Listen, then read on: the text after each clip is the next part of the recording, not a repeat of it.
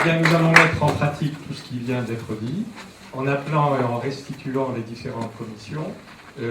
J'aimerais aussi rapidement remercier tous les participants. Les débats ont été, pour ceux qui ont participé, passionnants, animés, d'un très haut niveau intellectuel, avec parfois des envolées lyriques, comme ce matin avec Patrick Petit-Oyon. Je vous remercie. C'était passionnant. Et nous allons commencer par le premier atelier, qui était l'accueil de la différence.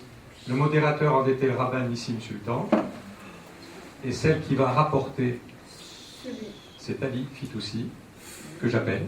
Je laisse la parole à Alain Beit, qui pour moi représente beaucoup mieux l'accueil de la différence que moi. Alors, Alain, tu viens ? Alain ? Alors, Alain Beit, qui est le président du Beit Haverim, il va vous donc restituer tout ce qui a pu.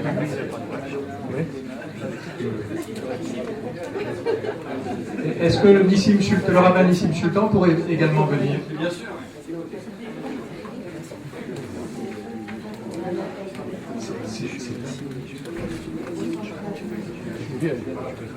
Voilà. Alors, juste parmi les... Non, on a reçu tous beaucoup de messages, c'est du harcèlement de plusieurs mois, comment vous allez, etc. Et je voudrais dire face caméra, parce que ça va être diffusé, n'est-ce pas? J'ai eu quelques collègues très aimables. Et comment tu vas te trouver avec Alain Beit? Et bien, je vous le présente, c'est lui, je suis à côté de lui, et bien des choses.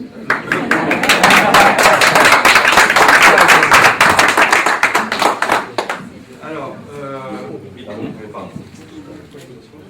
non, c'est un peu doux, ça sera plus simple. Donc voilà, donc je me présenter. Donc juste le Beit Haverim, c'est le groupe juif LGBT, donc ça veut dire lesbiennes, gays, bi et trans. Et nous avons 42 ans d'existence, nous venons de rentrer au CRIF, et nous sommes une des minorités à l'intérieur de la communauté juive, une minorité qui est méconnue, ou que certains ne veulent pas connaître, et donc je suis venu ici pour qu'on se fasse connaître. Voilà. Concernant l'accueil de la différence, donc il y avait plusieurs volets, dont les LGBT. Donc on est parti sur d'abord plusieurs constats. Les constats, c'était comment lutter contre l'homophobie dans les communautés, sachant que il y a actuellement de l'homophobie, de la LGBT-phobie, puisque on voit ça notamment dans les réseaux sociaux, par certains actes où on n'accepte pas la diversité. Par exemple, on voit que la religion peut être utilisée comme un prétexte, comme un fondement de certains comportements homophobes. Par exemple, donc, le fameux Lévitique, tu ne coucheras pas avec un homme comme on couche avec une femme, qui est interprété de 10 000 manières, qui n'est pas interprété de 10 000 manières justement, et qui est interprété de la manière où on dit ça veut dire que l'homosexualité est interdite. Est-ce que ça veut vraiment dire ça? Puisque là, ça parle plutôt d'un acte, mais ça ne parle pas de l'amour entre deux personnes, ça ne parle pas aussi de deux femmes, où les deux femmes, rien n'est dit dans la Torah là-dessus. Donc on a tout un flou qui est là-dessus. Quand on parle de cet interdit du Lévitique, à vrai dire, on condamne plutôt, c'est plutôt sur un acte particulier, donc en tout cas ça nécessite plus de commentaires, plus d'études, et malheureusement, on se rend compte que dans la littérature halachique française, il y a une sécheresse sur ce sujet. Il n'y a pas vraiment grand-chose de commentaires, d'écriture, alors que dans la littérature anglo-saxonne ou dans les écrits israéliens, il y a beaucoup plus de choses. On peut aussi parler du mot Toeva, qui est traduit par abomination, de Sodome et Gomorrhe, qu'on nous reproche aussi, donc ce qui fait qu'on nous appelle souvent, on nous traite souvent d'abomination ou de sodomite, mais c'est pas un discours du tout, je ne veux pas du tout me lancer dans un discours victimaire.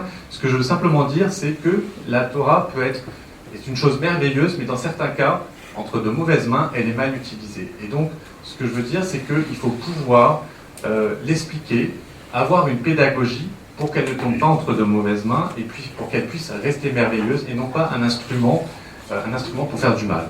C'est ça un des premiers constats. Ensuite, comment assurer des droits aux LGBT, puisque on dit qu'on a tous une égalité rituelle, Par exemple, droit à monter à la Torah, droit à accéder à des traités cachers. J'ai eu plusieurs de couples gays qui se sont mariés, de couples d'hommes, de couples de femmes, et ils ont eu beaucoup de mal à faire appel à un traiteur cachère pour leur mariage. Tous les deux pourtant étaient juifs. Alors est-ce que quand on est d'une orientation différente, on n'a plus le droit de manger cachère, ou est-ce qu'on nous autorise quand même à manger cachère? Est-ce que finalement on a le droit d'avoir une pratique malgré une orientation qui est différente? C'est des questions peut-être triviales, mais c'est des questions qu'il faut poser et sur lesquelles il faudrait qu'on puisse avoir une garantie. Comment aussi assurer les droits, comment aussi peut-on éduquer les rabbins, les éduquer par rapport à l'écoute, à l'accompagnement, à l'accueil, puisque souvent, lorsque les familles découvrent que un de leurs jeunes, un de leurs enfants, un de leurs ados fait son coming out, ils vont aller voir le rabbin, et le rabbin, la plupart du temps, pas tout le temps, mais la plupart du temps, il va être un peu désœuvré, il va pas savoir trouver les mots, il va pas savoir quoi dire à cette famille, et peut-être que justement il va dire des mauvais mots, ce qui peut avoir des conséquences très mauvaises. Et par rapport à d'autres problématiques qui se poseront demain, il y a notamment, nous, au Beth Haverim, on a de plus en plus, parce que vous savez que chez les Juifs, le désir de transmission est très important, et donc nous, on a énormément, de plus en plus de parents. Et donc ces parents, soit par adoption, soit par GPA, et donc ça va se poser bientôt l'intégration de ces enfants dans la vie juive. Comment fait-on quand on va vouloir faire une brit milah, quand on va vouloir faire une bar mitzvah, quand on va vouloir les inscrire au bat mitzvah, quand on va vouloir les inscrire au Talmud Torah? Bref, il y a plein de sujets qui se posent, et même on a aussi des demandes de conversion, de plus en plus, des jeunes gays ou lesbiennes qui adorent la religion juive, qui veulent se convertir, et ils nous disent, mais quand on va au consistoire, on ne peut pas dire notre orientation, on se cache, sinon c'est très bien qu'on va nous refuser tout de suite à cause de notre orientation. Donc qu'est-ce qu'on fait? Est-ce qu'on fait une demande de conversion au consistoire? Est-ce qu'on va dans le milieu libéral où ce sera peut-être plus simple? Voilà, ce sont des questions qui se posent. Donc nous, on s'est dit, on va essayer d'être raisonnable dans nos propositions. On va proposer déjà quelques premières pistes de réflexion pour essayer de voir où est-ce qu'on peut aller, puisqu'on ne peut pas changer le monde comme ça de but en blanc, mais au moins essayer de réfléchir tous ensemble. Et quand je dis tous ensemble, c'est de réfléchir avec les gens du consistoire, avec des rabbins du consistoire, et avec aussi les personnes de l'autre côté, les LGBT. Donc la première chose, c'était, on s'est dit pourquoi on ne créerait pas une déclaration contre l'homophobie et la LGBT-phobie.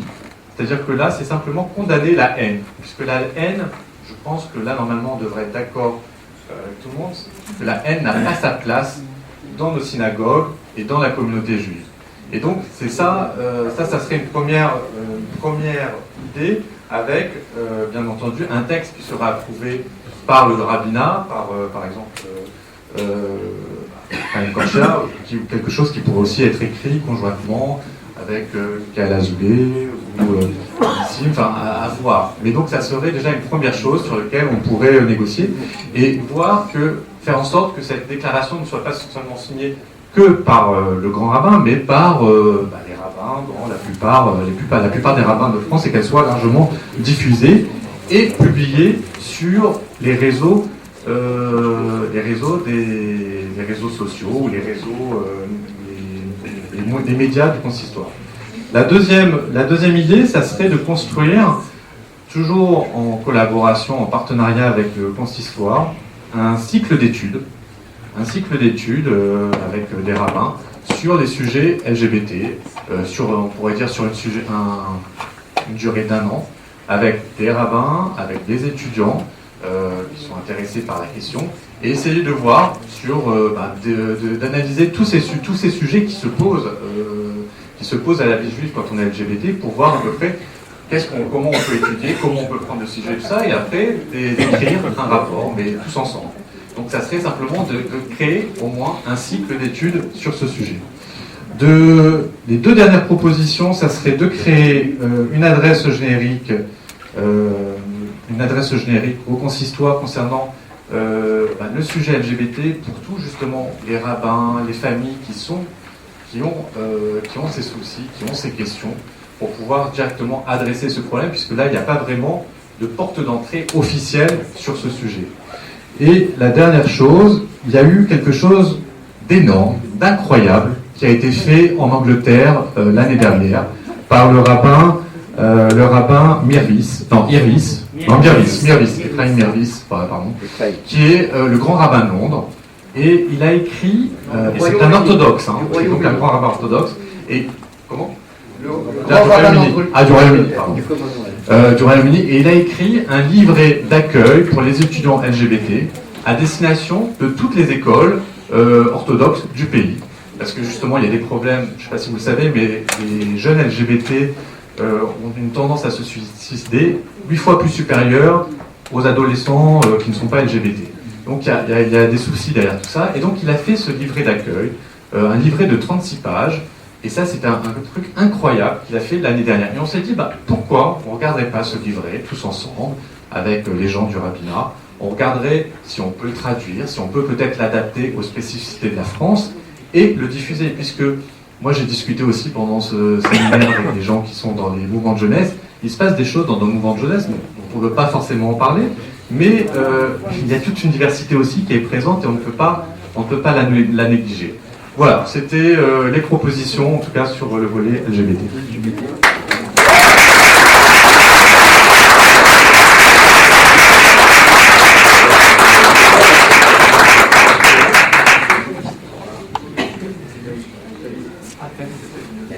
Alors sur les deux autres thématiques, c'est Ali qui poursuit, c'est ça ?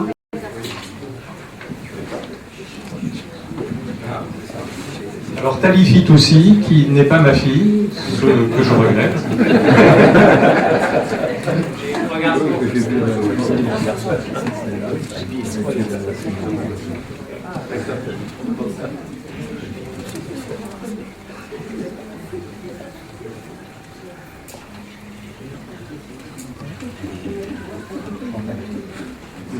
Alors, on avait dans l'accueil de la différence, en fait, on a choisi d'aborder donc, ces trois sujets. Le premier, c'était effectivement l'accueil des minorités LGBT, qui a été très bien représenté par Alain, et je pense qu'il faut écouter les gens qui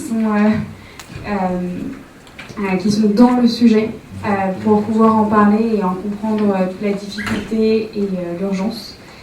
Pour les deux autres qu'on a décidé d'évoquer, c'était les mariages mixtes. Comment est-ce qu'on intègre des enfants issus de mariages mixtes, comment est-ce qu'on accueille les parents, comment est-ce qu'on accueille un papa qui n'est pas juif pour toutes les périodes et toutes les grandes étapes de la vie de ces jeunes enfants juifs. Comment est-ce qu'on fait en sorte qu'ils soient acceptés au même titre vu qu'ils sont juifs ou s'ils ne sont pas juifs qu'ils soient en conversion. Donc ça c'était notre premier point. Et le second et le troisième pardon, c'était l'handicap. Donc pour les mariages mixtes, ce à quoi on a conclu, la première c'était le plus important pour nous, c'était l'acceptation des enfants au Talmud Torah, qu'ils aient un ou deux parents juifs, qui puissent étudier, que si jamais l'enfant n'est pas effectivement juif, parce qu'il n'a que son père qui est juif, et bien juste on préviendra les parents de façon très claire que cet enfant-là n'aura pas de bar mitzvah, mais en tout cas on ne bloque pas l'accès à l'apprentissage ni à l'enseignement, de façon à ce que l'enfant, une fois plus grand, une fois majeur, puisse prendre une décision éclairée et qu'il n'ait pas été écarté de son judaïsme, même si c'était juste un attachement au judaïsme et pas un judaïsme de sang. Donc avec une transparence sociale totale. Ensuite, la seconde, et je pense que c'est la même pour toutes les acceptations des minorités, c'est-à-dire qu'il faut préparer les rabbins. Les rabbins ne sont pas seulement des talmidei chachamim, ce sont aussi des gestionnaires de communauté, et donc des gestionnaires de personnalité. C'est des gens qui doivent travailler, vivre ensemble, et c'est des gens qui doivent connaître ces minorités pour pouvoir en parler, pour pouvoir les intégrer. On a parlé des LGBT, mais dans les mariages mixtes, c'est pareil. Il faut des gens qui sont humains et qui sachent gérer donc, ces problématiques, qui sont des problématiques de famille. Donc leur donner des outils pluriels pour accueillir les parents. On avait aussi parlé de créer un cours parallèle pour les enfants issus de mariage juif avec les parents, c'est-à-dire d'inclure les parents dans le processus et notamment les mariages mixtes. Oui, on parle des mariages mixtes. Donc que ces enfants puissent avoir leurs deux parents et que leurs deux parents puissent comprendre ce qui se passe dans ces écoles-là, qu'ils ne soient pas complètement écartés de ce que fait leur enfant et qu'ils arrivent à comprendre et à la fois un processus spirituel qui peut paraître très lointain et à la fois qu'ils ne se sentent pas dépossédés de l'éducation de leur enfant par une institution qu'ils ne connaissent pas et qui ne l'accepte pas. Enfin, assurer l'acceptation dans les mouvements de jeunesse. Alors aujourd'hui, c'est obligatoire légalement, ça ne l'est pas toujours. On emploie beaucoup d'excuses pour ne pas accueillir ces enfants-là parce qu'on a peur des mariages mixtes, d'enfants issus de mariages mixtes. Mais en vérité, ces enfants-là ont besoin d'être proches du judaïsme parce que ça fait partie de leur identité et on a plus de chances qui se joignent à nous en faisant ça. Donc voilà, et ensuite ce serait de promouvoir les moments non cultuels au Talmud Torah, c'est-à-dire qu'un enfant de mariage mixte, il peut se sentir un peu dépossédé parce qu'il n'a pas de sang pur, disons. Je mets plein de guillemets, c'est une quote hein,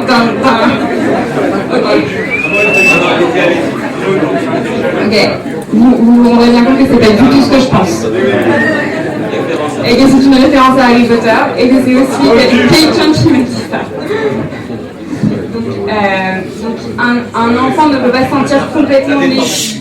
Un enfant ne peut se sentir pas complètement légitime d'être au Talmud Torah quand on lui dit en fait, soit ta maman elle est pas juive ou ton papa est pas juif. Et donc l'idée ce serait de construire et de créer des moments qui ne parlent pas de culte, des moments qui sont juste du culturel et non du cultuel, pour qu'ils puissent se sentir intégrés dans une communauté en plus que dans une religion, et que ce soit aussi par là son biais d'entrée. Et c'est aussi la raison pour laquelle on a essayé de promouvoir les mouvements de jeunesse.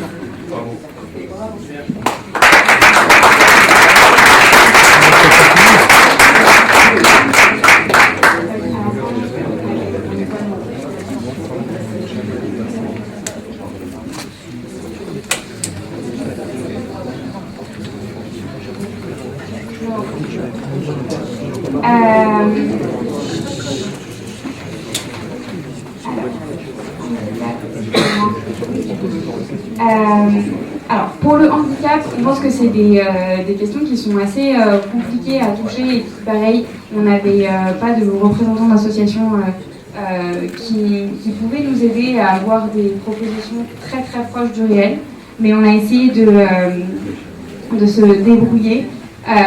Donc, on a proposé l'édition d'un guide qui pourrait être envoyé aux rabbins, pareil, pour aider à l'accueil des handicapés, que ce soit des handicapés mentaux ou des handicapés physiques dans les communautés, une approche très stricte concernant la normalisation face aux handicapés, notamment physiques, des structures de la communauté par le consistoire, que ce soit quelque chose qui soit non négociable. Création d'une cellule d'action psychotraumatique. Alors, c'était votre proposition Mais oui, enfin, c'était votre formulation. Pareil, d'accueil et d'accompagnement à la fois des parents et des enfants pour les aider à trouver leur place dans cet espace synagogal ou cet espace communautaire auquel ils vont avoir accès différemment et auquel ils vont pouvoir participer différemment. Et créer effectivement des campagnes de sensibilisation à travers les synagogues et les camps de ralliement qui seraient initiés par les rabbins.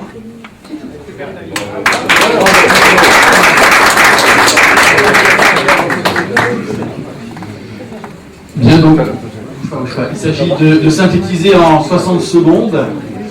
Je voudrais simplement remercier avec vous, bien entendu, l'ensemble des participantes et participants à cette commission qui ont bien beaucoup travaillé. Vous l'aurez sans doute saisi à travers ces constats et ces propositions et ces envies d'action qu'il y a un peu comme cette grande question bioéthique autour du handicap qui, nous l'évoquions sur le terrain carrément bioéthique, dans la perspective de l'effacement de la différence, c'est-à-dire dans la perspective de la disparition du handicap congénital.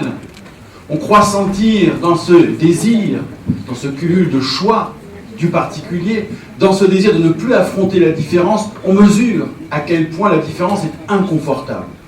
Comme il est difficile d'y être confronté, comme il est difficile de l'accueillir.